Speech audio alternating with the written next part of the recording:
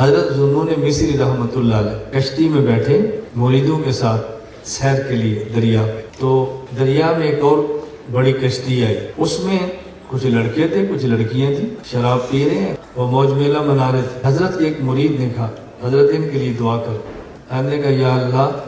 آپ نے ان کو دنیا میں خوش رکھا ہے، ان کو آخرت میں بھی خوش رکھنا۔ مرید حیران ہو گئے، ہم کیا کہہ رہے ہیں اور حضرت کیا کہہ رہے ہیں کہ اللہ ان کو دنیا میں خوش رکھا ہے، آخرت میں بھی خوش رکھنا۔ حضرت کی کشتی آگے گئی، انہوں نے کشتی ساتھ لگائی، حضرت کے قدموں میں آئے اور کہا ہم توبہ کرتے ہیں، دعا فرما۔ جب یہ واقعہ ختم ہو گیا واپس گئے